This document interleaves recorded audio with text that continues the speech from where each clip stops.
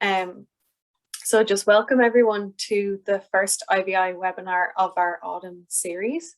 We're delighted to have a really exciting panel here today to discuss collective intelligence and how data can be used for the public good. I'm going to hand over now to Dr. Rob Gleiser from Copenhagen Business School, who has kindly agreed to moderate the session. So thanks very much, Rob, and handing over to you.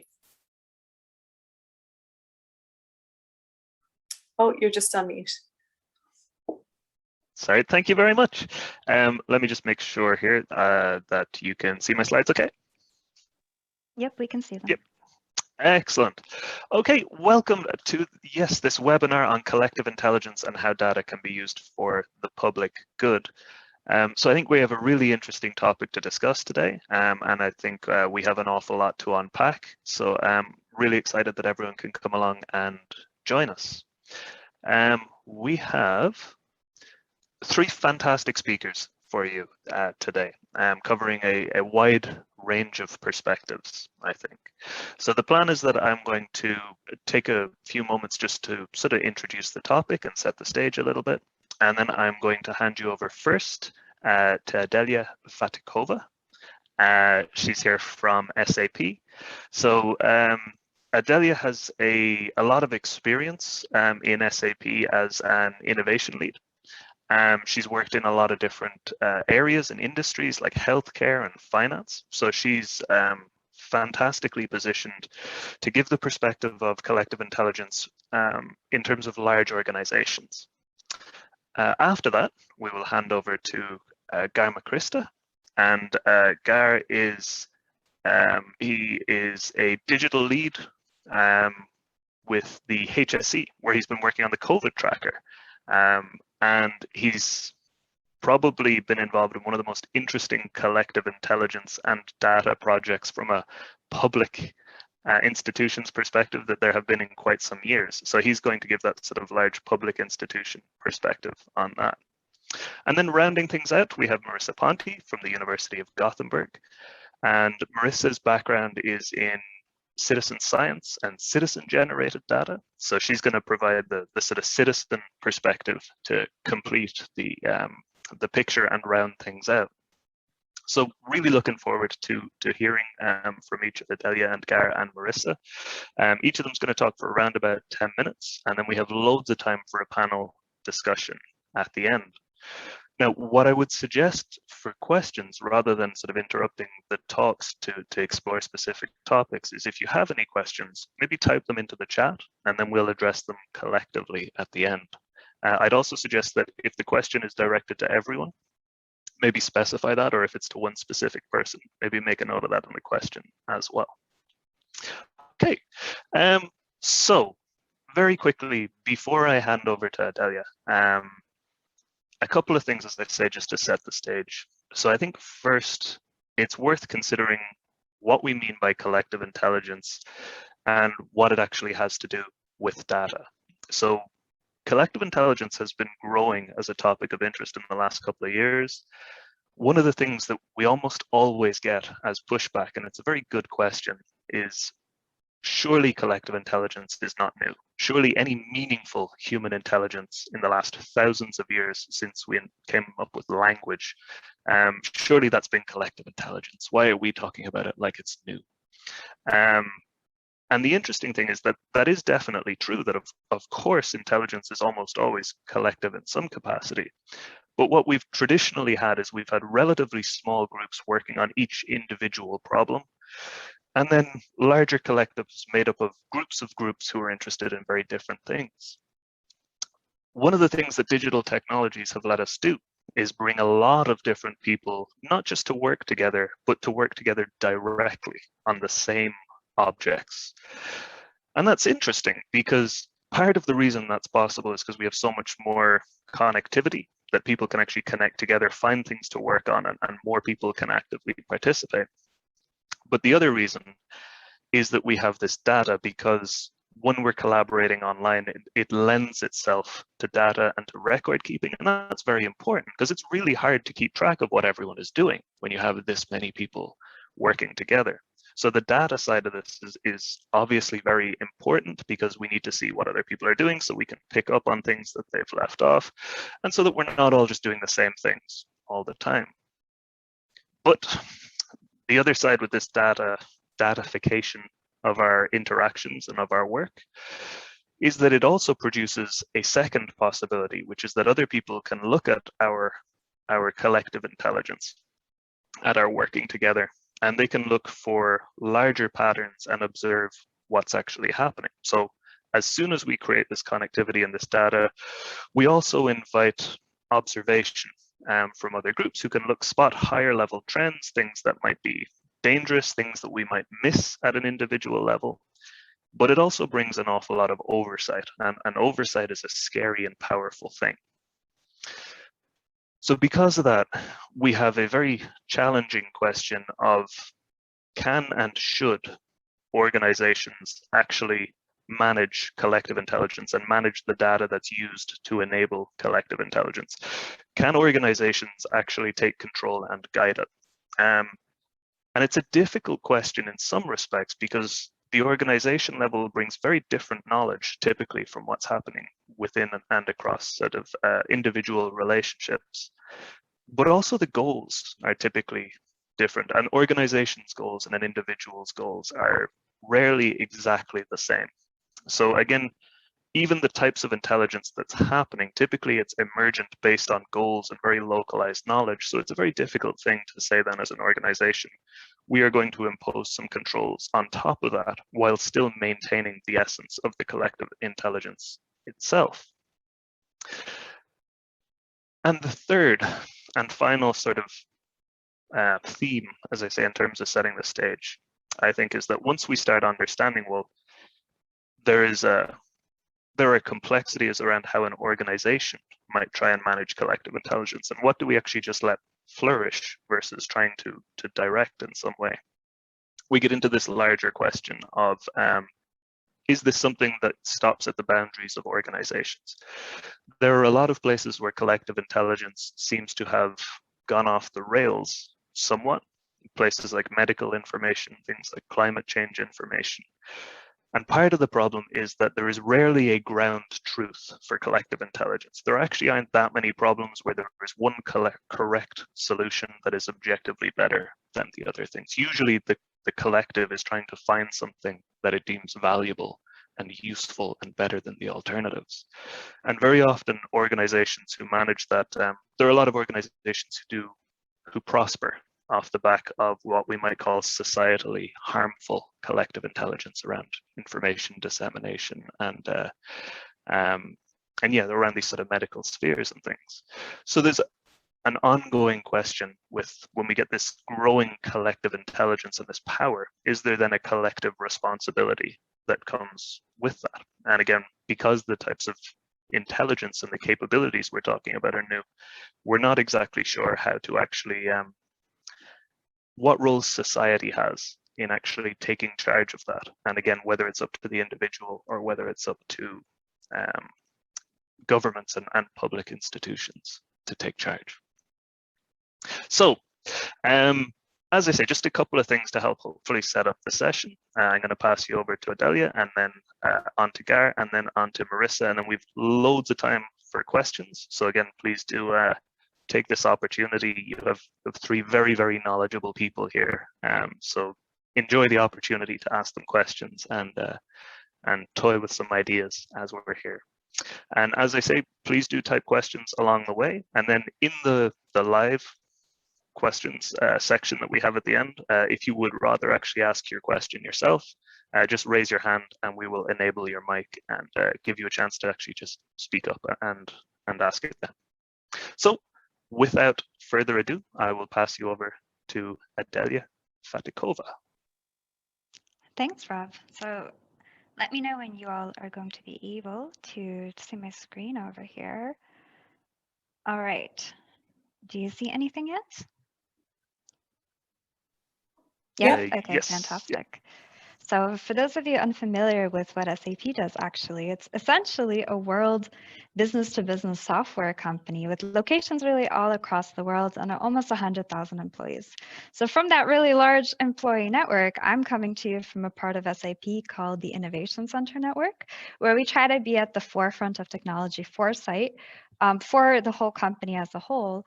But it's not only about emerging technologies, it's also about emerging concepts like collective intelligence. So this is, of course, very exciting, and I'm very happy to be here today to give you sort of this perspective from a large organization that's, really focused on the technology piece. What's really the potential of data, but also the realities if you want to operationalize it from a collective intelligence perspective. So one thing that Rob, you had mentioned is that collective intelligence, it's also happening at the societal level. And when we talk about companies and organizations like SAP and SAP's customers, of course, businesses are a part of society. And a major focus we all care about is the economy. So here's a quote from a chief performance officer of SAP saying that the global economy is now a networked economy. And this seems, like a no-brainer. Of course, you don't have any single company that exists alone in a vacuum, and you can succeed without relying on anybody else.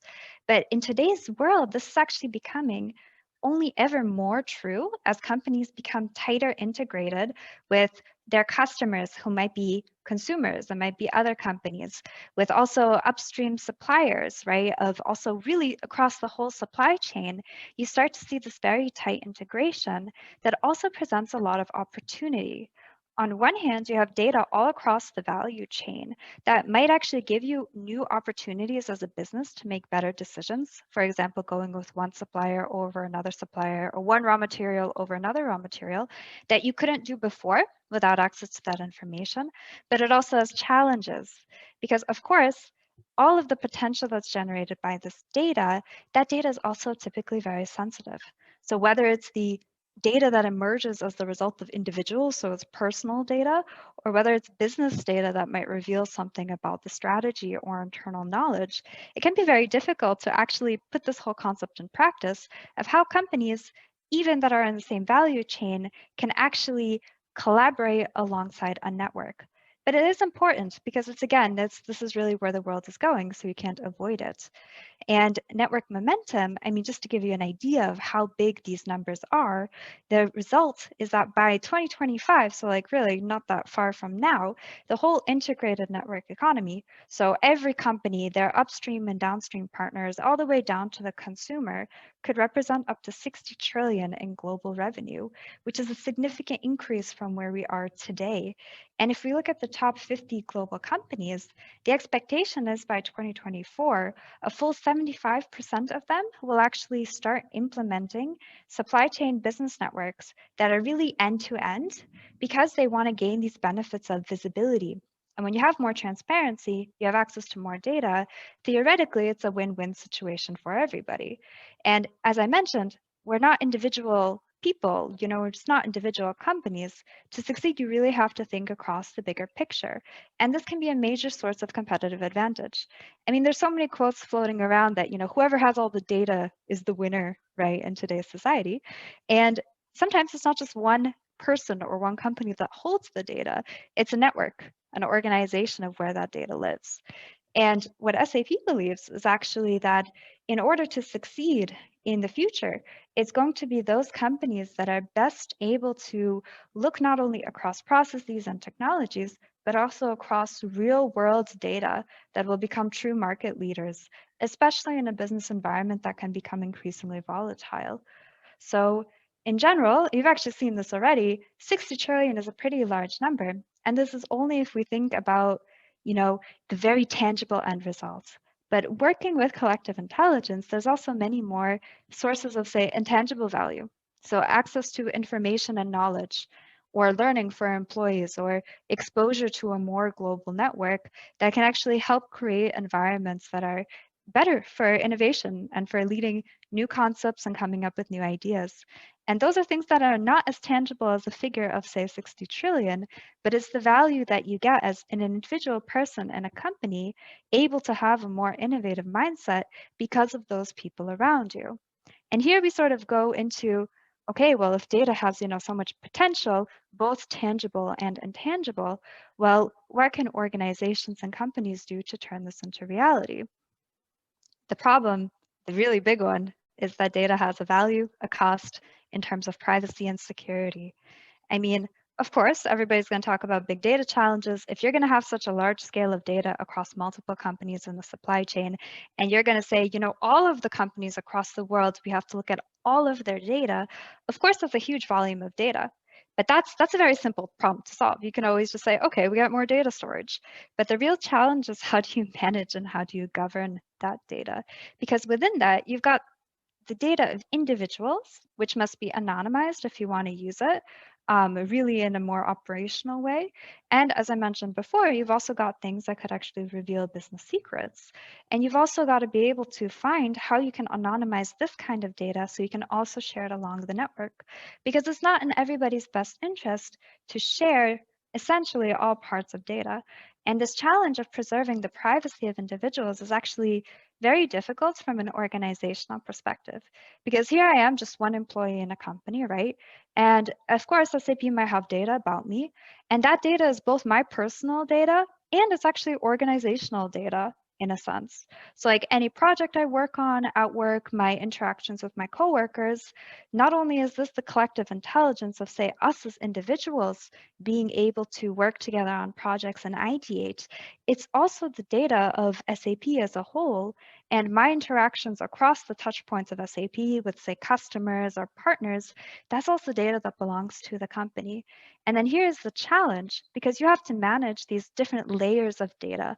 So starting from the very personal interactions among individuals, interactions among teams, to going up interactions of a company like SAP with customers and partners, until you get to the very end results, the interactions of the whole business network with the community, with the environment, and it's an ecosystem.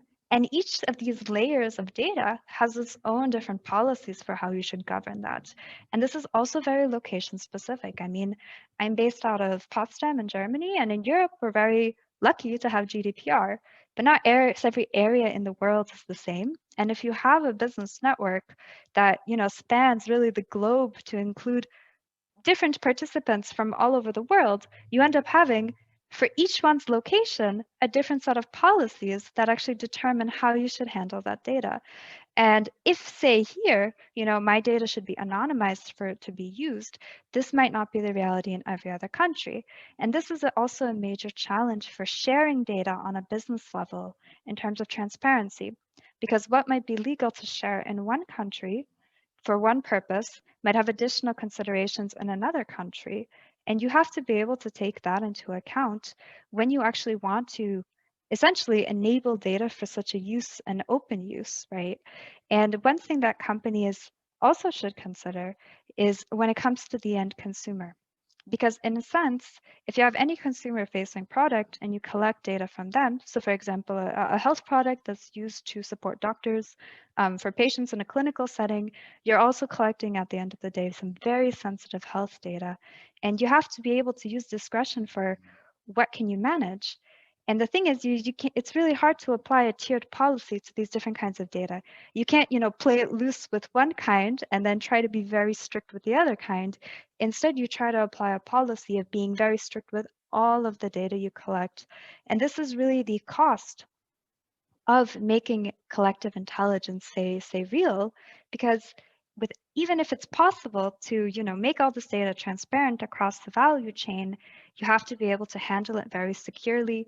You have to be able to be very transparent with how you manage personal data and how it is shared, and also the fact that data, it's temporal, it expires. I mean, are you going to hold on to historical data for many years? You're not really allowed in many cases with so many different data retention policies. And if any individual, requests that their data should be deleted under GDPR, you have to still be able to trace the individual to whom that data belonged to delete it. And since data can be such a large backbone under collective intelligence, it's both the result of what you generate through, interactions among different entities, but it can also be a source of insights. Especially if you think about really the business analytics direction, it's very challenging. But there are steps that companies are taking to sort of address some of these challenges so that the value of data and collective intelligence can actually become closer to being realized. So many of you here are probably already aware of the International Data Spaces Association and the related project GaiaX. So here's an example on both of these actually, where SAP participates in an ecosystem together with other technology partners, academic institutions, and so on, in order to come up with an infrastructure and to come up with policies for how data sharing could happen in a more open future where we can imagine that data collected by companies for one purpose might be anonymized and be made available for other purposes, for learnings from the community, for example, for sustainability and that kind of thing. So about the International Data Spaces Association, in their brochure, they have this really great breakdown of how you have the user, which is, either at the very personal level, it's an individual, it's a company, or it's an ecosystem, a whole network of companies. You've got these different considerations for what that data can be shared by. So to what creates this digital ecosystem. And a big thing in here is the infrastructure and being able to deliver an infrastructure that all of these players in the ecosystem would trust as the place not only where the data is shared, but also where it is exchanged. And this basis of this trust can be delivered actually with some fundamental trust services by technology. And this is where SAP and other tech companies right now are looking. In general, for the concept of data spaces, by the way, as I mentioned, there's this concept that you've got an exchange, right? So it's not just somebody feeds data into the data space, data also has to come out of that. And this is something that's actually very interesting that a lot of companies are working right now in this space for how to make it possible. And most of it really centers again from an infrastructure perspective, how this could look. And bringing it back basically to the end of my little slot here, I hope I was able to give you some insight to on a very high level, the potential of data and collective intelligence with regards to network economies and to really networks of companies and businesses, but also at a sort of smaller scale when it comes down to individual employees and how sharing this data, what are some of the efforts that companies can do today? So looking into infrastructure, for example, to enable trust can help actually overcome the challenges around governing this kind of data. So you can actually realize a future of collective intelligence. So that's all. Yeah, I'm going to stop sharing my slides here. So looking forward to seeing what the other speakers have to share and if there will be any questions on this topic. Thank you very much, Oddy. Very, very interesting and lots to think about. I'll hand straight over, Gar, if you're ready to go.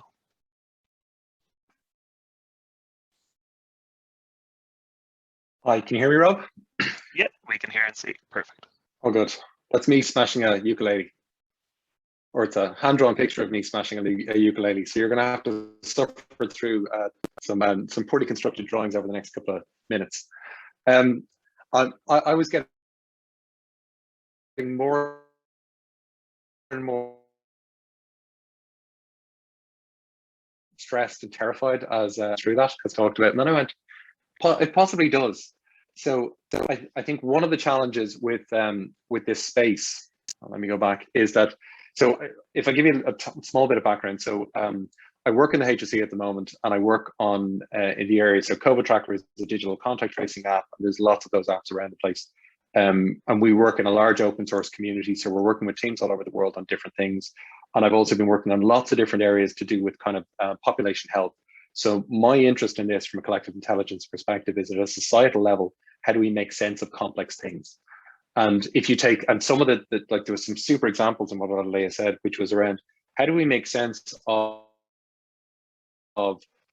at a national level, because we've got these great divides and we've got these things there, and just understanding where people stand on this, understanding where people start and finish on it, understanding how we could do something with it. So at a technology level, I think a lot of the answers are potentially there or coming, but at a societal level, in terms of how we actually make sense of this stuff and actually make choices around it, either for us personally or for us societally together as a collective, I think there's some of the bigger challenges that we face.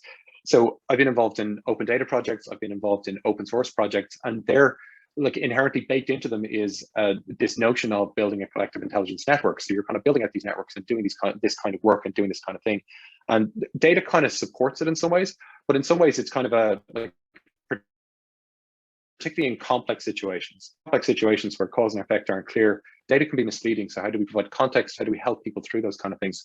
So, and when I talk about collective intelligence, and I think this came up on the first time we met and we all talked together, it's the sense-making piece. So how do I know what I know?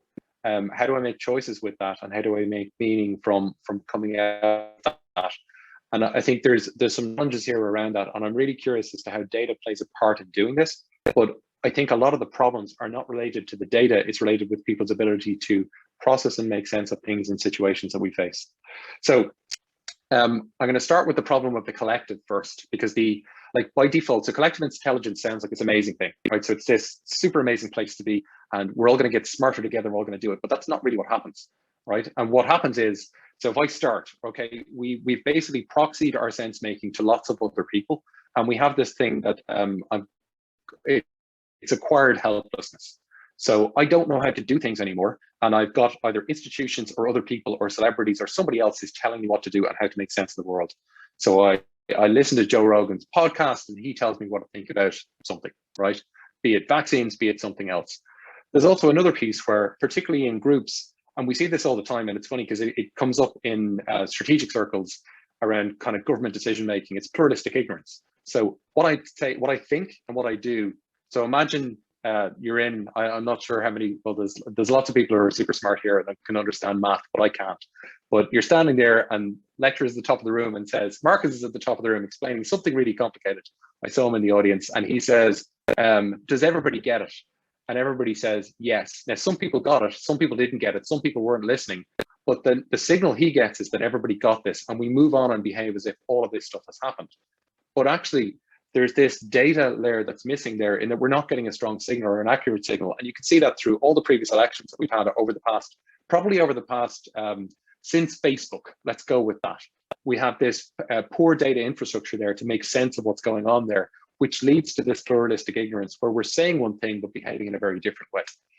There's another piece to this, which is, and I'm jumping through lots of stuff here. So the Overton windows are this notion of what's acceptable in society at any one time.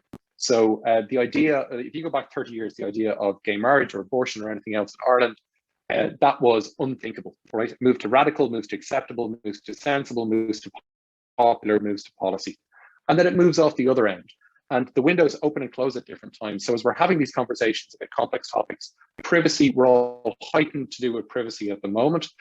So the window closes around what's acceptable in that space, but it will open again. Or it's open, it's at different levels of openness. If you're in the US, if you're in Korea, in South Korea, it's very different than our attitude towards privacy here, or privacy in Germany. And even between us, and we do a lot with Germany and with Netherlands, even our windows open and close associated with that.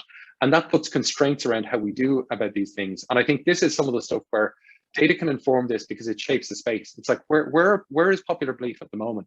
Or where are the tribes that exist? And how does that look and how does that work? Preference falsification is that it's linked to pluralistic ignorance, where we just don't tell, we tell lies all the time and we think it's okay.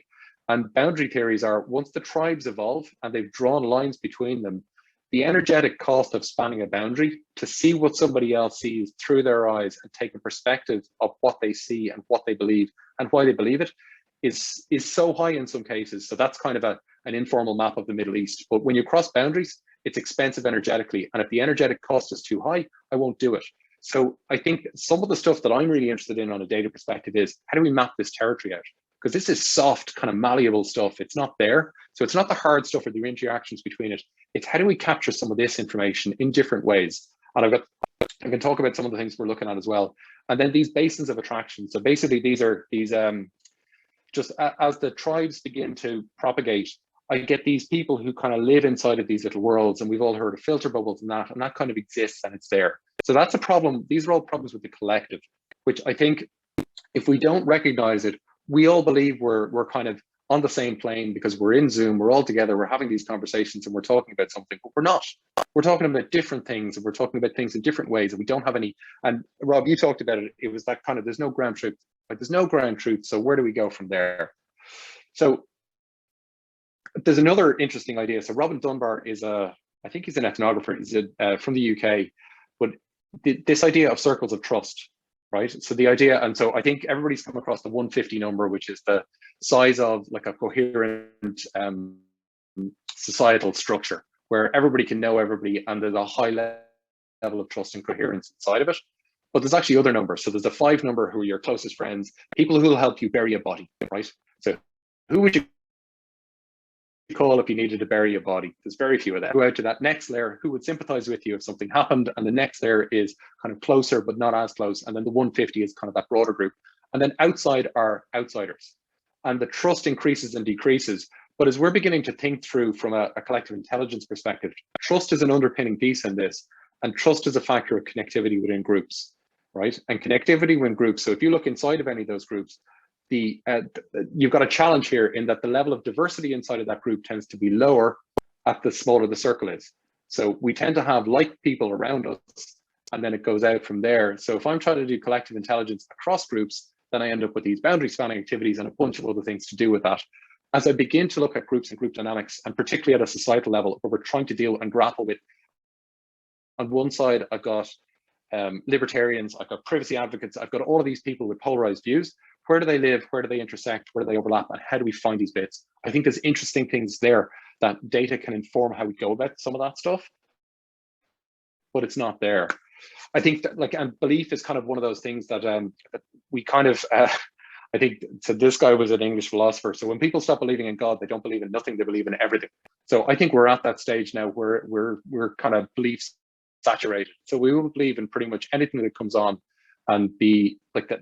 I guess the way the message is being sent and the way the signal comes across, it triggers us in so many different ways that this is ongoing. So the next bit down for us is then, how do we actually deal with the fact that we as individuals, we've got problems? So habits and heuristics, so things that we build up that are hard to break. Parallax, so looking at the same thing but seeing something different. This idea of mimetic infection. So we get this idea that propagates, nobody knows where it came from, but all of a sudden it propagates and the story just spreads and we can't figure out why. We also are very much conditioned into believing that tomorrow will be very much like today. And even though COVID has happened, and in Ireland we had a cyber attack on the health service, even though those 2 significant events happened, we still continue to believe that tomorrow will be like today. And we can't see these, like, and we call them black swan events, but they've happened. So they're not black swans, right? They're not black swans anymore. We move off that. But this horizon of ignorance and the inability to recognize discontinuities along this timeline where things will just stop, we begin, because we've got no signal piece to kind of pick that up. Just keeping an eye on time. I think there's a couple of other things. Proxying sense making, so giving it to other people where I'm not doing it. The nirvana thinking of thinking about this wonderful future, but not really being grounded in how do we get anywhere near it. Simulated thinking is this, we've got so many inputs and so many smart people saying things. I could watch 10 TED Talks and sound like I'm incredibly smart, but I'm simulating thinking. I have hardly had a chance to actually think about the things, the concepts, or actually embed or embody any of that stuff. And I think the last, and it's probably most troubling and worrying for me, is that, so if you take, and I'm not pointing a finger at SAP, but if you take the SAP stack and you go all the way down, how deep is our stack when you get into the silicon, when you get down all the way down into the stack that we've built our society on? That stack is incredibly deep and incredibly complex, and it's too big for anybody to get their head around. So we need to involve ourselves in collective intelligence, but we're not set up to do it. So we're actually set up to humans, and potentially data can play a part in this, but I don't think it can heal it or fix it. So that's this is all sounding very tragic. So so Paddy O'Reilly is he's a doctor down in UCC in Cork, and I attended Paddy's hedge school for about a year and a half. So he has a great phrasing, which is thinking is the new technology, the new killer technology, which I love. But our superpowers, I think, and I've been through so many corporate things where we talk about what do we need to do, right?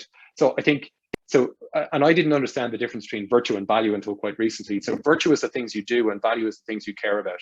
But I'd prefer to see what people do rather than what they care about.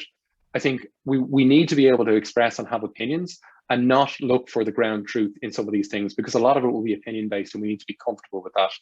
We need to be able to embrace its complexity, tolerate uncertainty, and it's about options and trade-offs. And they're the superpowers we need to develop in this.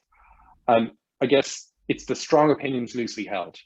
And so we need to be able to engage in that.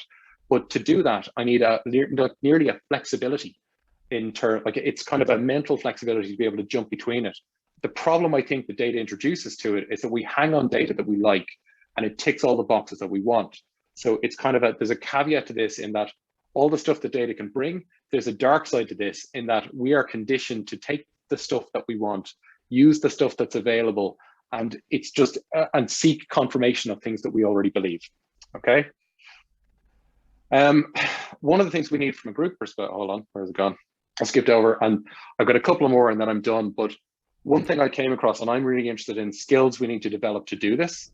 And from the ground up, it's, and some of it, Alea talked about this earlier on, this comes from Lectica, who are a kind of a next generation education company. It's collaborative capacity. So how do we take other people's perspectives? How do we look for other people's perspectives? How do we regulate? How do we communicate? And how do we persuade? And persuasion could be with or without data, but it is that. But the perspective seeking, perspective taking, I need to know what you believe and know what you can take. And I think this is the stuff where the information ecology that we build up around this is the stuff that informs the conversation. The identifying relevant perspectives, integrating them, and then looking for productive interactions, moving up to considering a situation, and I'm including Cynefin, which is a sense-making framework, is situations where things are probably clear or complicated. But the problem is when I try and apply data in somewhere where it's complex and cause and effect aren't clear, that's when catastrophes happen, right? So I need to recognize the context and the situation, looking at historical context, looking at these kind of things, and then I gather up and grow. But these are skills that are learnable, but skills that kind of need to inform the conversation. So anybody who wants to begin to think about using data in the context of collective intelligence would be well served in figuring out, how do you build the superpowers? How do you build these skills before you go anywhere else?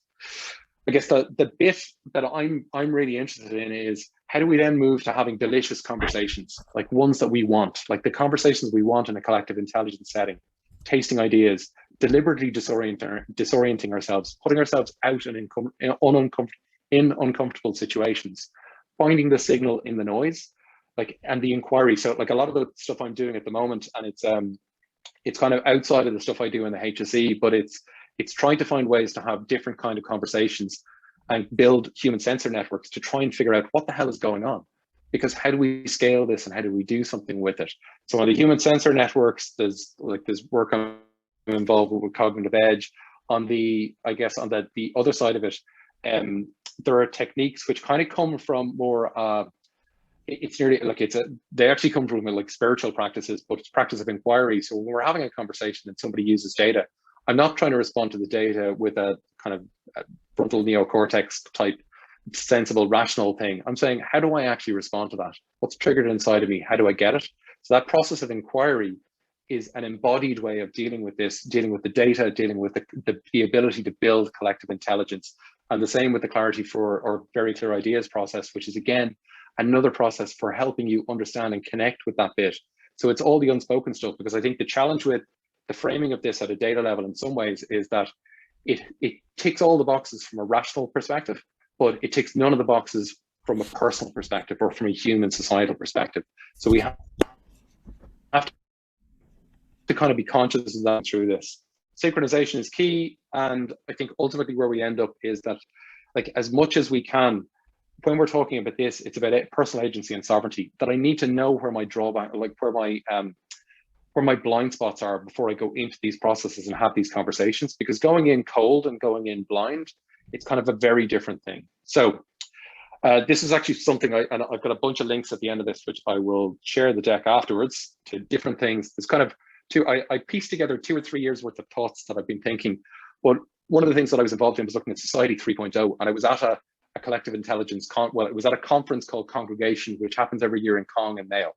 And you go there for a day, you've got to write something to get in, and they set a theme. So you've got to actually do it. But in this case, it was about Society 3.0 and what we need. So these 4 words are 4 words that trigger people. Conspire actually means breathe together. So we need to do that. We need to collude, which means to play together. I wish I did Latin in school now, once I go looking at the etymology for words. To compete is to seek together, and to corrupt is to break together. And they're the things that I think as part of this process that we need to put the structures in place to be able to do those things as part of building this ability to do collective intelligence. So, sorry, that's me, done. Excellent, thank you very much. Fantastic. Okay, again, a lot of sort of interesting overlap and some different ideas there already between the two presentations so far. I'll hand over to Marissa. I hope that now let me see. Where did I put here and share? What do you see now? Because do you see the presenter note? No. We see the notes as well. So just a moment, please. As usual, I have to fix it here. Let's me. Now? No. I always have. No. Still not. I don't understand why. Well, it opens directly in the presenter note. I stop sharing for a moment and see if I manage to. I always have this problem now. It was okay. Yeah, but now it's Zoom that disappeared. No, here, let me see.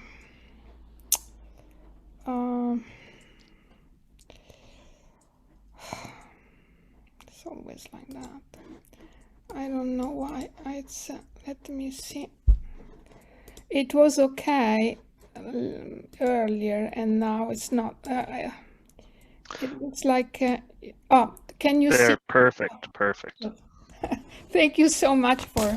Well, I'm very envious of the drawings that Gar presented. So my presentation is much more conventional and dull compared to what he did. So it was really impressive drawings. So my presentation is, as you, Rob, said in your introduction, takes the citizen perspective, or at least let's say that I focus on the role of citizens in data production. So it's and in their possible role in harnessing collective intelligence by producing data for the public good. So here's also, I want also to stress this this concept that probably we haven't really addressed much earlier, but these are all actually concepts, citizen generated data, collective intelligence, and public good, all terms that are seldom used consistently or precisely, I would say. But so I managed to put 3 in my introductory slide. But just for the sake of simplicity today, I want to say that public good here is used as a shorthand signal for shared benefit at the societal level. In a moment, I will introduce the term citizen-generated data. So what is the main argument of this talk? So this is a little bit also it's my argument, so also a bit of opinion, let's say, a claim that I make today, that citizen-generated data can harness collective intelligence, but may require more cooperative forms of participation in data governance in order to succeed, which may require, in turn, to rethink the relationships between citizens and other actors, in particular local governments. I also take more here the focus on the relationship between citizens and local governments rather than businesses, although businesses are a very important actors that should always be included in the equation. So what is citizen-generated data? This is a relatively new term that has been used especially in the development sector. So you find it, for example, in UNESCO documents or other documents produced by international institutions. It refers to data that people or organizations like civic society organizations produce voluntarily to directly monitor demand or drive change on issues that are relevant for people. So it's data that is given, as I said, voluntarily, and could provide an alternative, but not a replacement anyway, to data sets produced by governments or by international organizations. I would like to provide some examples. A time ago, I worked for the Joint Research Center of the European Commission, and I compiled, it was like a map of projects run in Europe involving citizens and community-based organizations and the public sector in collecting data about issues that affect citizens. Here I have just a few examples for our audience to have an idea of what I'm talking about, what I'm referring to. So these projects, in these projects, citizens were invited, let's say, to participate to collect data about issues like air quality, noise pollution, dump housing, traffic jams, and so on. So they use technologies to collect data for these purposes. Most of these projects are related to environmental monitoring and improving data living conditions. So these projects have been developed at the local level, which means at the level of a neighborhood, of a municipality or city, but not a larger scale, at the local scale. As I said, they have developed in partnership with the public sector or community-based organizations. So it's not that citizens by themselves alone usually start this type of projects. They might have an interest, but most of the time they don't know how to do it, or maybe they don't have the resources to set up this kind of project. And these projects were aimed primarily to collect data to serving the public good, informing policies, or, for example, creating public services. I don't understand. Oh, okay. Then I have another question. But how can I use this kind of data to harness collective intelligence? Well, here again, I argue for two grounds. I'm not saying that these are the only two, but these are the two main grounds that I want to share with you today. So first of all, there is the possibility of closing data gaps. So this type of data may enable other stakeholders like policymakers, but also other actors, even businesses maybe, if they have an interest in that, to track sensitive issues at the community level for which official statistics may not always be available. I made the example of violence against women, but there are other areas that may not be fully tackled by official statistics. I refer to environment, like exposing the existence to noise, or anyway, filling gaps in areas related to measuring progress towards the achievement of the Sustainability Development Goals. An assessment, and also filling gaps in areas that are related to assess the state of the environment. This is one ground.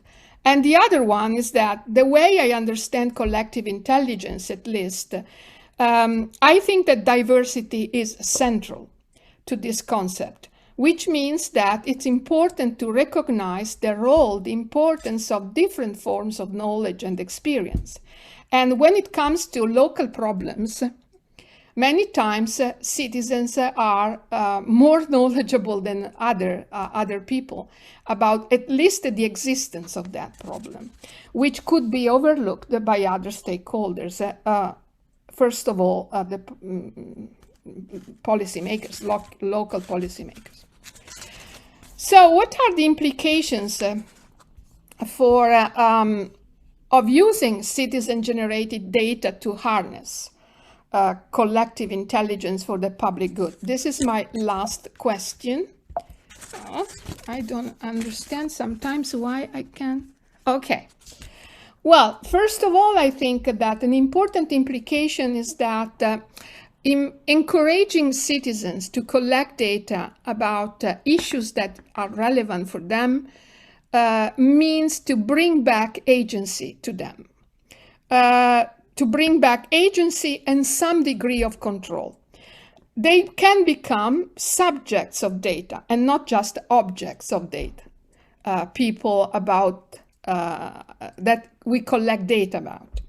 So they can play a more active role in examining a situation and taking action. And this can happen at the local development level, or, for example, to develop collaborative strategies for monitoring and planning actions around the environment where they live. This, I think, may lead to open up more systematic interactions between, again, local authorities, because I focus on that, and citizens. It can lead to a two-way traffic model of governance in which the boundaries between local governments and citizens can become more porous. However, it's not easy. I'm not saying that this is easy. So moving away from a top-down model to a more polycentric model where we have different actors involved with a plurality of different interests is challenging. How can we create incentives, for example, for people and organizations to engage in this kind of data, in new forms of data governance? It's not something that I want to talk about today because we don't have the time, but I realize that it is a big challenge.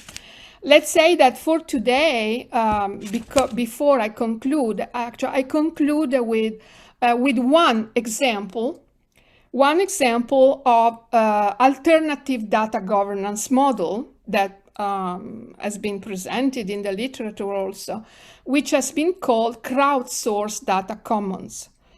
And it means that the crowdsource data commons is a governance model in which individuals, citizens, together with other stakeholders, collect data, pull it together, and produce a database, and manage this database as a commons.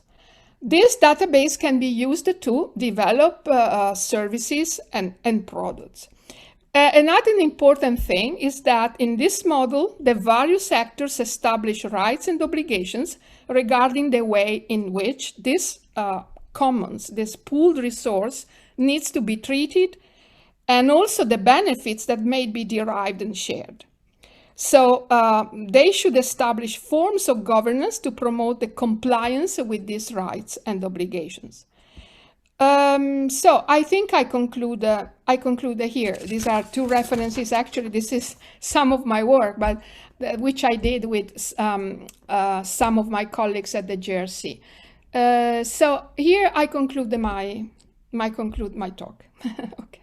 Thank you very much for listening.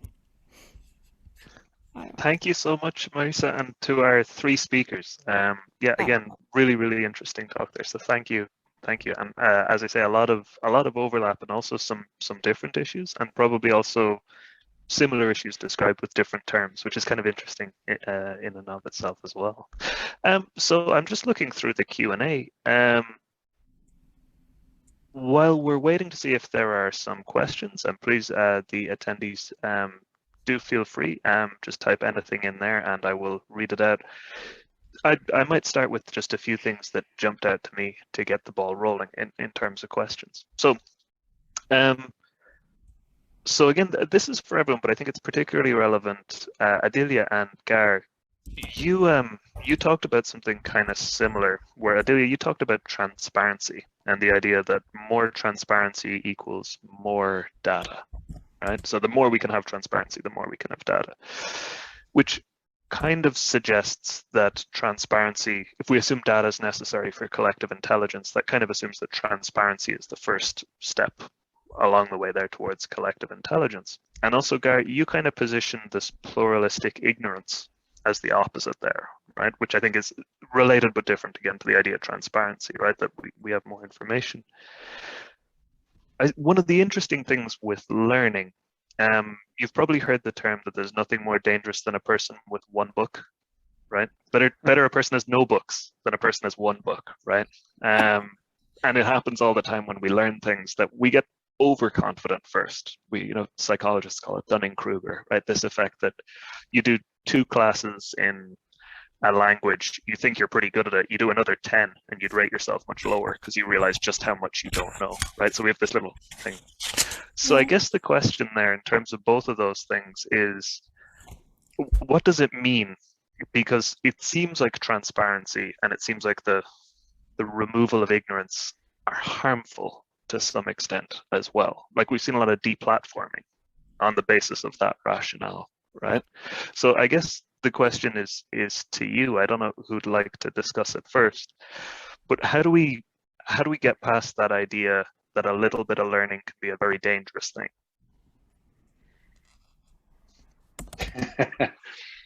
I'm sorry, there was a bunch of ideas that jumped into my head. The elimination of all journalists who decide that clickbaity headlines are the way to go.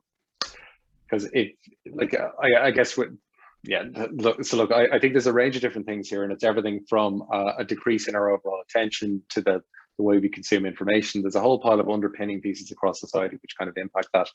But there's, just to go back to the first bit on transparency, because I think, so this has come up and we see it play out in the media all the time around transparency, and it's nearly treated as a binary. So it's transparent, and if you're not transparent, so at one end of it, you've got complete transparency, at the other end of it, you've got corruption. And it's a spectrum, but it's a spectrum that has a context. I can't be transparent about something that I don't understand or don't know. So if I'm in a complex situation where I don't know what's going on and I'm trying to discover it, asking me to be transparent means you're asking me for an answer I can't give you. And when I'm hesitant, you don't trust me and it impacts you, right? So there's kind of a piece here. And from a media perspective, and we've seen it quite recently in Ireland, right? It's transparent or corrupt, and it's like on or off. It's like I'm either transparent, fully transparent, or I'm corrupt. And I don't think it's that simple. And I think there is and particularly in the innovation space, and I'm interested to see what Alea has to say on this, is that transparency and innovation are uneasy bedfellows, right? Because particularly for government-based innovation, so if a government department decides it wants to get involved in something, and immediately they say, this is what we're getting involved in, anybody who's even mildly interested in the subject jumps on board and it polarizes straight away. And the Dunning-Kruger effect kicks straight in, and the media exacerbate this by reporting in sound bites that have no context and that like gain attraction, and then people are just basically reciting this thing. So I'm voicing somebody else's thoughts the whole time, but I'm not actually thinking about it. I think that the step we need to take is that, and I'm interested in what Marissa has done as well, because some of the conversations, if you create the right context for a group of citizens to have a conversation, and they can develop the skills to do it, and you can layer in data around that, then it changes the way that the engagement happens. And like some of the work that we've been looking at is around narrative mapping. So it's capturing stories and narratives and understanding basically the terrain. So where do the stories live, and what are the beliefs that people have, and then where can we move to? So where are these outliers? Where are the ones that have unusual beliefs? Where are the ones in the clusters of it, and the bits that live together? And it's not about, it's moving past trying to get everybody to all agree the same thing. It's about, can we agree that we need to move beyond agreement into alignment to get to somewhere else if we have a problem that we're trying to solve? And sorry, that was a bit of a ramble around it, but I think the transparency one is it's a really tricky one. So Adelaide, go for it. Well, I'm super glad. No, go ahead, Marissa. No, please. Okay. You go ahead. All right, I was just going to point out, Gar, I'm so glad you brought up the word context in there, because this is the missing piece. I mean, Rob, you said that more data is more transparency. That's not necessarily true, because with a certain volume of data, it's obscurity instead. It depends on the person who's looking, and different people can look at the same data and come away with totally different assumptions, right? And you can use data to also write any story you want. I mean, you gave the example with your little news headlines, right, Gar? I mean, more data doesn't necessarily mean more transparency, but it does mean a bigger need for context. I mean, context can give you sort of that extra dimension to understand what you're looking at. And some pieces of context are more grounded in reality. They're grounded more in, if you're looking at a data set, you can look at it from an operational point of view, that at the end of the day, there's some tables in a customer's database that represent how the business is doing with sales figures. And that's context that you can need, that you can't argue with, because it's a basis of truth that you can look at from a data perspective as well. But the missing piece is that there's also transparency itself. It's very subjective. And a lot of context is based on the person and on the individual who's looking at something. And worse yet, right, it's based also on when they're looking at it and why. So this idea of context is something that is actually quite present in a lot of the projects I do right now at my work, which is looking into how, from a technology perspective, you can actually look at a single user interacting at a single point in time with an application and try to understand the why in that particular moment. Why are they doing those actions? What are they trying to achieve? And not just the obvious goal, but sort of the sub goals. And how could you best support them in that? And the idea is that from a technology perspective, you know, systems have all the data they want about us. Technically, all the pieces of the context are in there in different places. And the last missing context piece is the user, the observer, and we all see, you know, something different. And the idea is that if we can flip it around, so with technology, we also bring in the human context, then you have this sort of much more holistic perspective into collective data, because you see it as not just, you know, a single flat data set, but it really depends on who's the viewer. And if you have a system that understands maybe the purpose for which you want to use the data, it might even give you, you know, results that you might never have imagined yourself. Because again, we're all biased based on our own view of a particular data set. And sometimes algorithms come up with answers nobody else would have thought of. But now here's a real challenge: explainability. Yeah, because if an algorithm, a magic black box, looks at data and it tells you, based on this, you should do this business decision, and you have a bunch of analysts and they're all like, we don't know how you got to this conclusion. This is where companies like SAP, technology companies, have to come in through the field of explainable AI. If you're going to add all this context to data and you want to, you know, overcome some of that human observer bias, you need to be able to back it up and still explain it in a human way that people can understand and that can make sense. And this is really challenging because, again, so much of the idea of what is transparency is subjective, and it's the same thing about ethics. I mean, the entire field of ethical AI is really fascinating because what's ethical for one person isn't ethical for another person. And it's based not just on the culture, it's based on the individual moment and the purpose for which you want to use particular data. So here, maybe technology is part of the piece, but I think, Gar, you had some great points about how society and how we treat, you know, results or insights we get from collective intelligence is the other half of the piece, because everybody can misuse data as well. You know, we have to be in the right mindset and be open. I would like to add a comment, and in relation to transparency, or which I don't dare to define right now, in relation to for example, the data generated by citizens. Let's say that, however, I think I understand the issue, because, for example, when it comes to data produced by citizens in like citizen science or in this kind of projects that are not aimed at scientific discovery, but, as I said, to highlight that there are social issues that need to be taken care of. A critical aspect usually is quality, which is anyway closely connected to trust, because obviously, at least in the ideal world, we should trust only quality data. Then in reality, it seems that a lot of people trust also data that they have no idea how it has been collected. But when it comes to this citizen-generated data, there is an important distinction to be made between high quality data for scientific purposes and what it's been called the fit for purpose use of data. So in the kind of data I talked about today, for this kind of data quality needs to refer mostly to trustworthiness in terms of sources and also used devices. Because I'm not very knowledgeable about that, but I know that, for example, the use of sensor for air, for measuring air pollution, there is a lot of discussion about which sensors are used, because low-cost sensors are not considered as reliable and trustworthy as the sensor used by public authority, for example. So if citizens use low-cost sensors, which is what they do, they might not be taken into consideration, the data that they collect.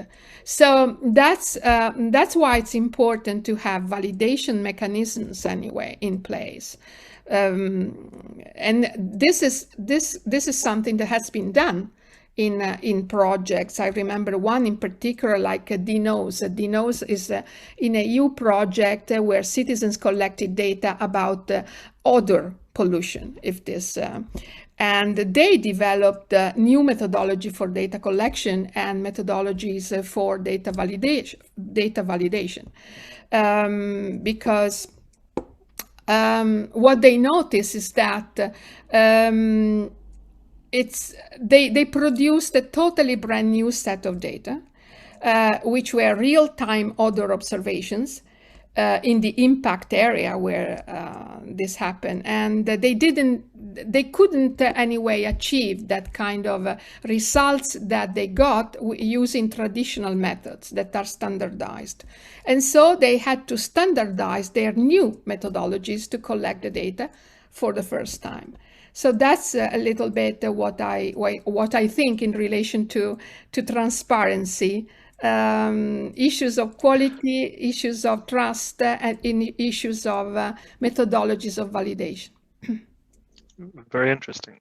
Okay, so again, I have a follow-up maybe on that, but I think before, I'd like to go to a question from the chat from Michael, who says, "Hi all, very interesting discourse. My question is, have the panel thoughts on managing the asymmetry between the increasing volume of available data and how both individual humans and/or society might find meaning in data? I'm aware that we can also query who gets to define what is meaningful." So I don't know who would like to address that one. I actually think Gar and I touched on that a bit in our first question. So maybe I can start there. One piece of that, I think it's really how individuals find meaning in data. This is what I was talking about understanding the context of the individual who's interacting with an application. You can imagine they're in some business analytics application and they're looking at a chart, right? And what one person takes away from that chart is going to be totally different from another person.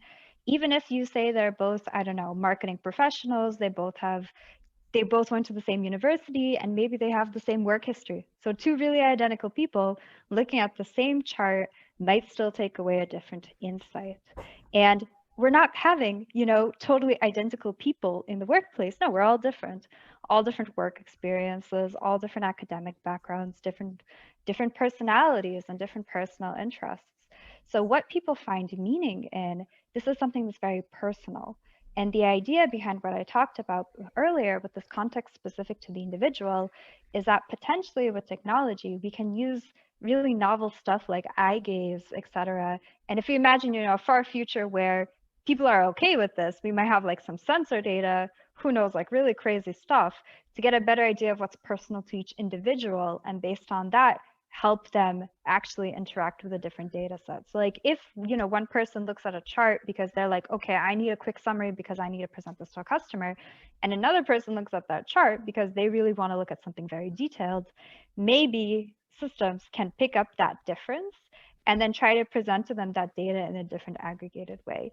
However, you also have a big danger here in bias, right? Because if you start, say, adjusting the view of the same data to different people to show them what they want, you end up with a sort of echo chamber.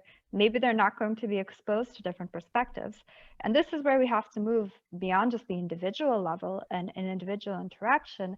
But this is where I think, Gar, what you were talking about on the larger social circle, this is where that comes in. So not just on the very high society level, but on the group of people around you. And you have this really great diagram, you know, with the circles. And the thing is, how you perceive something is not totally independent of those around you, right? So your immediate circle is more likely to influence your perceptions.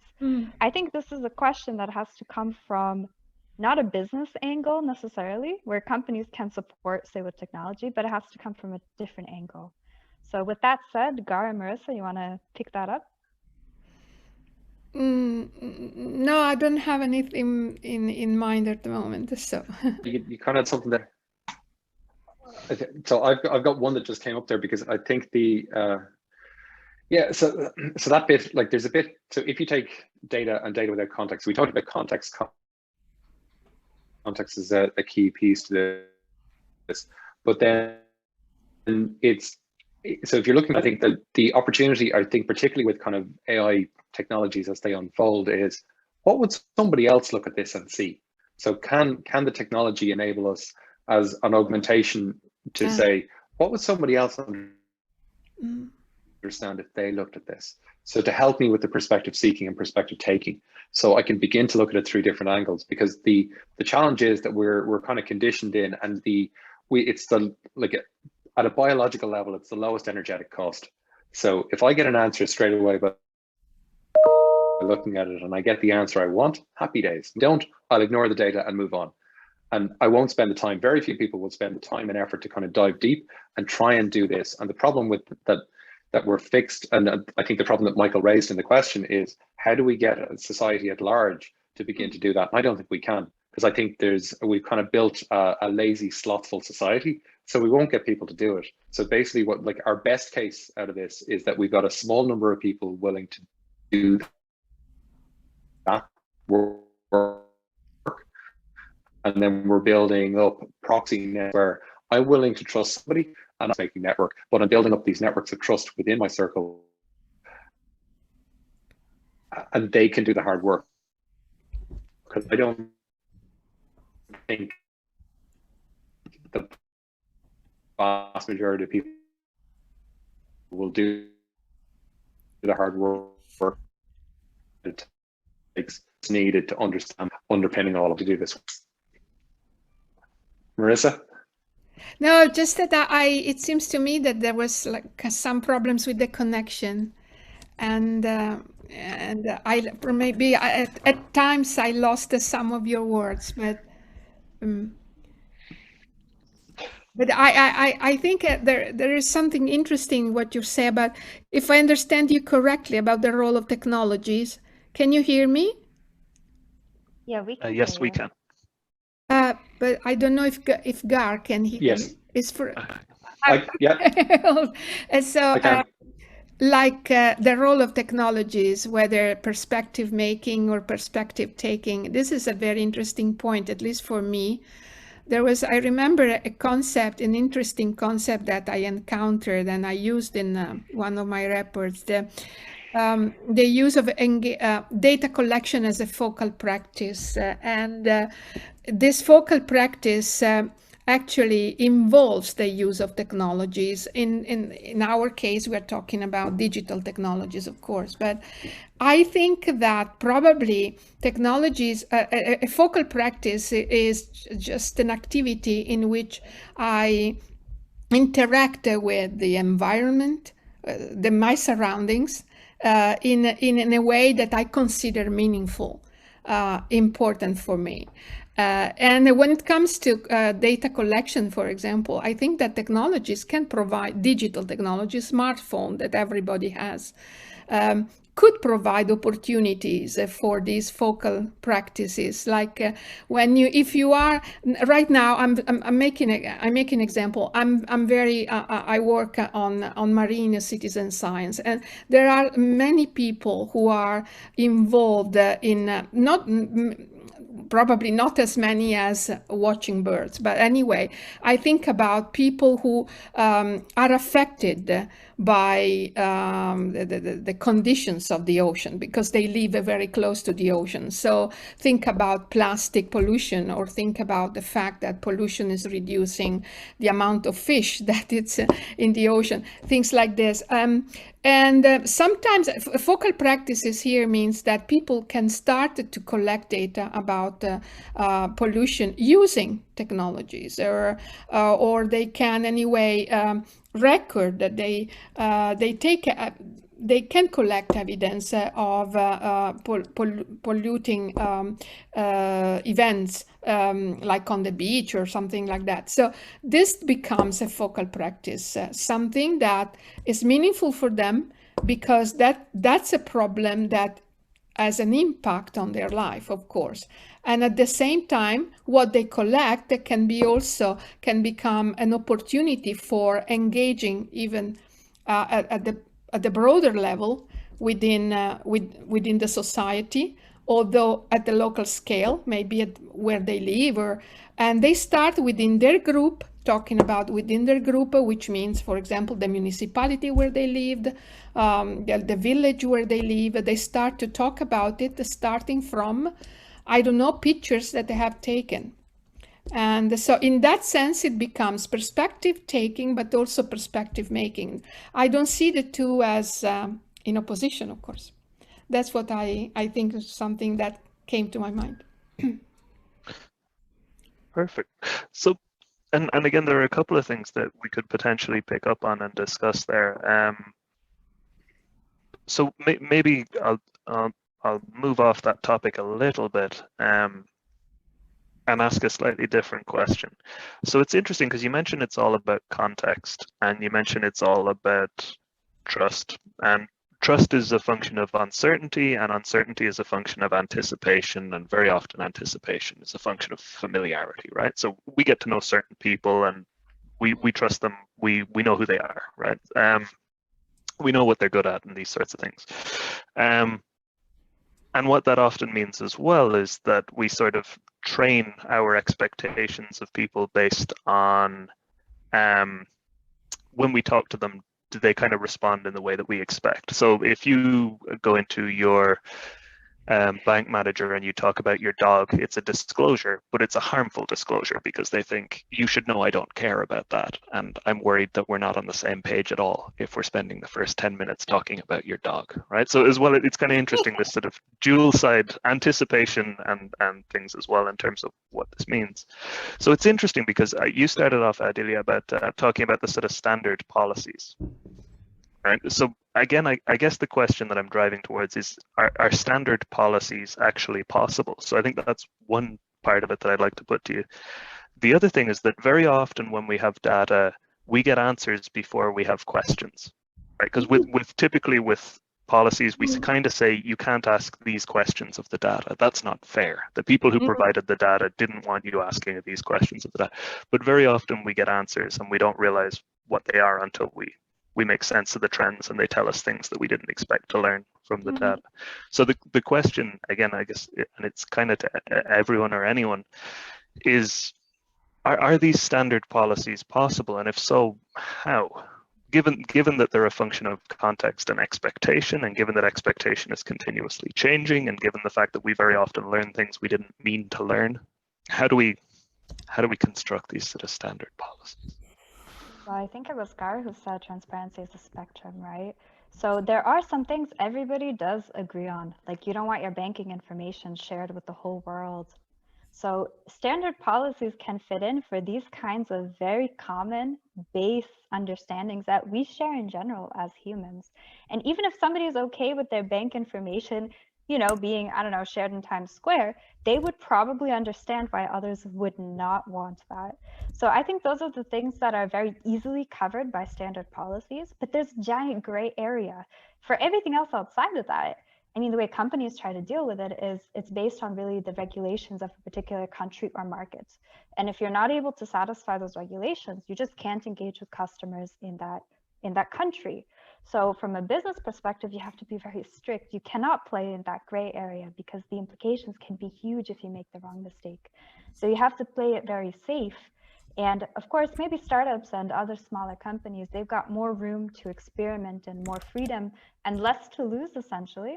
But as a large, say, global company, you make standard what's, you know, very definite and is a fact, and you try to, you know, always play it very safe for the rest of the entire gray area.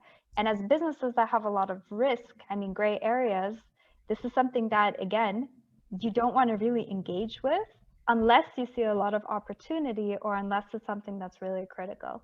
And you do see more companies recognizing that there is so much opportunity in data, but I think a lot of the business world does actually look towards legal bodies for coming up with the rules that we could then create standard policies around. Of course, some companies do try to lead policy first, and then based on potentially legal challenges, change their approaches.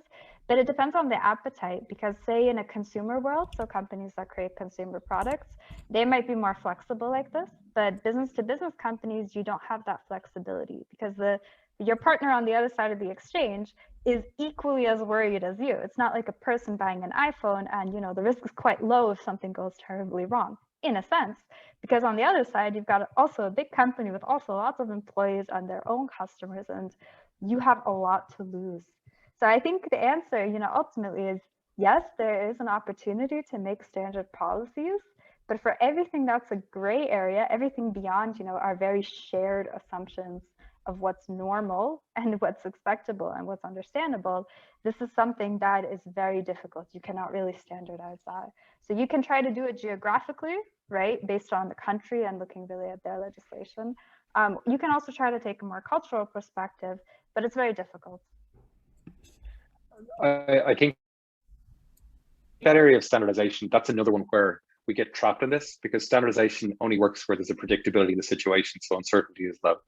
Because usually policy is defined in terms of outcomes, and if outcomes are predictable, so I'm going to implement this policy, I'll achieve those outcomes, and it's there. A lot of the situations that we're facing are unpredictable and in complex situations where the cause and effect aren't clear. So I think, and the policy making techniques aren't there. And actually that's where some of Marissa's stuff, the work that you're doing, Marissa, is fascinating, because it's that sensing piece of what's going on and how do I build a feedback loop to kind of finesse and adapt and work with that, whereas we're working in combination with those things. I think there was a couple of things that just, so Tim Berners-Lee, the father of the internet, has now a new company called Erupt, and it was a solid project in MIT, and that's around, it's basically building a new internet, and that new internet gives you control over your data, and there's an app layer that sits on top of it, and I've got pods of data that I can share in a different context. That's a future that we can't see right now because it just doesn't exist, right? But if we went down that particular road and I decided to have sovereignty over my data, that would be a very different place for us to live. And it wouldn't take that long for us to get there because we've seen how rapidly those changes will happen. So that's one. At another level, I heard, so David McWilliams, who's an Irish economist, has talked about creating a sovereign data pool and monetizing that, and basically creating a sovereign wealth fund by creating a pool of data belonging to citizens that you can decide to put it in, and then the sovereign wealth fund is based on monetizing the data out to companies who consume data. So if a nation state decided that it was going to take an action like that to create a data pool to do that, that upends the way we run things at the moment, because like the problem is it's this horizon of ignorance that at a certain point we stop knowing what's going to happen next, and we can never know when that's going to happen. So a lot of the stuff that we're looking at right now is based on existing business models and those business models continuing. But we're seeing these companies fall off the face of the earth very quickly. We're seeing the bigger incumbents come under pressure, antitrust legislation that's kind of kicking in. All of the FAANG companies are all under tremendous pressure in the US for sure. on just antitrust legislation, and primarily to do with data, anti-competitiveness, and just lock-ins around effectively creating monopolies. But it's a weird monopoly because it's a monopoly on the consumer side, not on the resource side. So I'm creating a monopoly, but it's on creating better customer experiences. So I think the world is kind of upside down at the moment. So there's just a lot of things here where I think that the policy thing, it's the safest way for most administrations to go is let's do more policy. Policy's good. But I think the problem we face right now is the policy you implement today, particularly when times are uncertain, it's guaranteed there will be just negative externalities somewhere baked into that. And unless you've got a sensing network to figure out what's going on, you can't actually figure out what's going on, and you've got to build something that can adapt. So what would that look like? How do I respond to changes in this environmental thing? So if I knew that something was working or not working, how do I do something with it? Because I can't wait 9 months. 9 months is too long.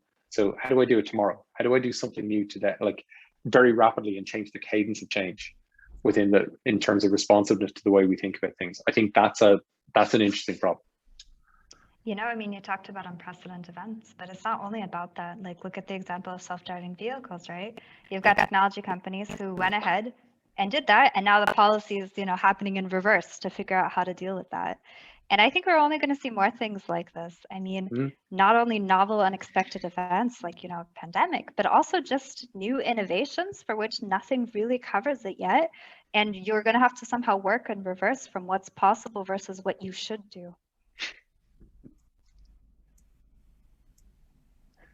Yep. And then get away from the habit. Keep reflexively doing the stuff we did before, just because. Perfect. Well, so I think we're just about out of time. We're supposed to be sort of wrapping up around about 4:30, so we could keep talking for hours very easily, I think. But I'm not sure if Grace is. Yeah, I just want to say thanks very much to all of our speakers and to Rob for moderating. I think you'll agree he did a great job. And I just wanted to share my screen very quickly just to show you the various ways to stay in touch with us here in the IVI. And also in 2 weeks' time, we'll be having our next webinar, which will be looking at the strategies that retail companies can use to keep surviving and thriving in the post-COVID landscape. So yeah, thanks again to everyone for joining and a really great discussion, and we hope to see you all again soon.